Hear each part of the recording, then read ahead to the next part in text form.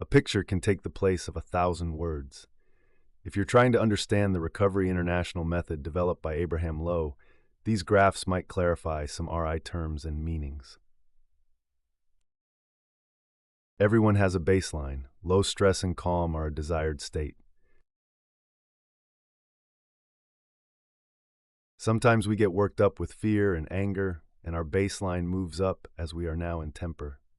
Small frustrations can work us up a little. Unchecked, we can launch into temper. Sustained temper generates symptoms. Recovery International provides training to work temper down quickly. When temper starts to rise, we stop, spot, and reject its expression.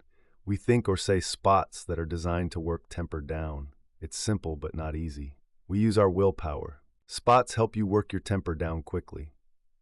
Here are a few example spots to try. Attend an RI meeting and here learn more.